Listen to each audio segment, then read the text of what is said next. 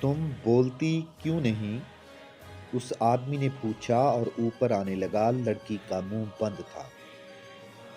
وہ آدمی اس کے قریب آ بیٹھا اور بولا، کیا ہوا ہے تمہیں؟ ادھر نہیں گئی؟ مہدی الحسن اس کے عقب میں تھا۔ فاصلہ 2-4 قدم تھا۔ اس نے اٹھ کر اس آدمی کی پیٹھ میں خنجر کا بھرپور وار کیا۔ فوراً بعد دوسرا وار کیا۔ جوان آدمی کے دونوں وار دور تک اتر گئے۔ اس آدمی کی آواز بھی نہ نکلی۔ مہدی الحسن نے اسے گھسیٹ کر اس پتھر کے نیچے پھینک دیا جس کے پیچھے وہ چھپا تھا۔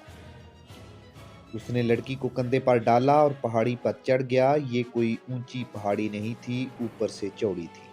وہ اس پر چلنے لگا۔ اس کے لیے آسان طریقہ یہ تھا کہ رات پر کہیں چھپا رہتا اور دن کی روشنی میں نکل جاتا، لیکن اس کی کوشش یہ تھی کہ بہت جلد قاہرہ پہنچ جائے تاکہ حکیم کی گرفتاری اور اس علاقے کو محاصرے میں لینے کا انتظام صبح سے پہلے ہو جائے۔ اس نے ادھر ادھر دیکھا جہاں مشعل کی روشنی تھی۔ اب چونکہ وہ خود بلندی پر تھا اس لیے اسے بالمقابل بلندی پر مشعل صاف نظر آ رہی تھی۔ ایک آدمی دونوں ہاتھوں میں آئینے کی طرح چمکتی چادر دھات کے یا برق کے اٹھائے ہوئے ادھر ادھر عکس مار رہا تھا۔ اس کے ساتھ ایک اور آدمی تھا۔ مہدی الحسن کے لیے اوپر اوٹ تھی۔ وہ اس کی مدد سے روشنی سے بچتا آگے ہی آگے بڑھتا گیا حتیٰ کہ مشعل اس کی نظروں سے اوجھل ہو گئی۔ اس پہاڑی خطے میں دور اندر جہاں تک کوئی مسافر اور کوئی گڈریا نہیں پہنچ سکتا تھا، ایک پہاڑی کے دامن میں غار کا تنگ سا دہانہ تھا۔ اس کے پیچھے غار اتنا وسیع تھا جو غار نہیں بلکہ بہت ہی کشادہ کمرہ تھا۔ اس میں بہت سے آدمی بیٹھے تھے، 2 لڑکیاں بھی تھیں۔ اب تک اسے واپس آ جانا چاہیے تھا۔ ایک آدمی نے کہا، آ جائے گی۔ ایک اور نے کہا، یہاں کون سا خطرہ ہے، آج وہ اسے لے کے ہی آئے گی۔ آدمی کام کا ہے، ایک نے کہا، کمبخت بہت تجربہ کار ہے، ہم اسے تیار کر لیں گے۔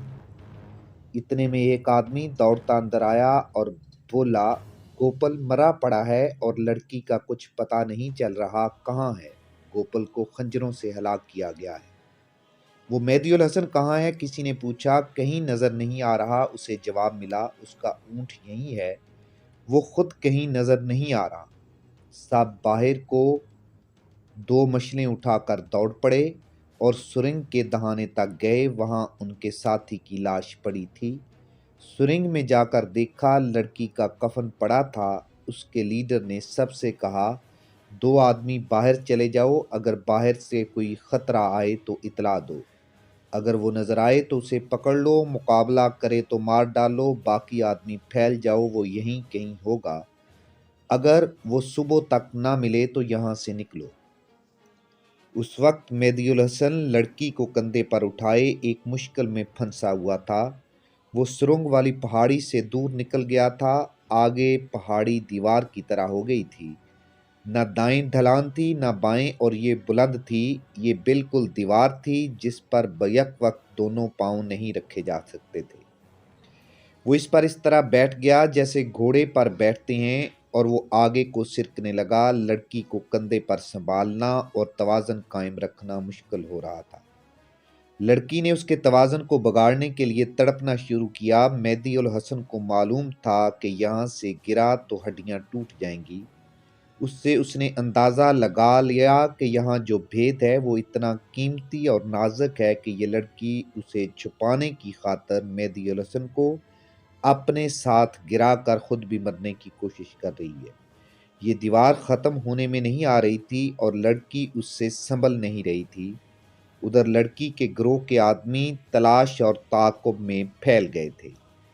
اس کے لیے یہ زندگی اور موت کا سوال تھا۔ تخریب کاری کے اڈے کا پکڑا جانا ان کی شکست تھی، اور ان میں سے جنہیں پکڑے جانا تھا ان کے لیے بڑی ہی اذیتناک موت تھی۔ مہدی الحسن نے لڑکی کے گرد بازو اس قدر زور سے لپیٹے کہ اس کی پسلیاں ٹوٹنے لگیں۔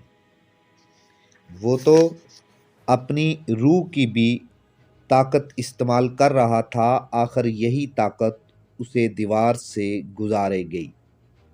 آگے جو چوٹی آئی وہ خاصی چوڑی تھی۔ مہدی الحسن نے لڑکی کو زمین پر پٹخ دیا اور غضبناک آواز میں بولا، کیا تم میرا راستہ روک لو گی؟ اس نے لڑکی کو اپنے غصے کا ذائقہ چکھانے کے لیے 2-4 قدم پیٹھ کے بل گھسیٹا اور کہا، میرے لیے کوئی مشکل پیدا کی تو میں تمہیں اسی طرح گھسیٹ کر ساتھ لے جاؤں گا، مرتی ہو تو مر جاؤ۔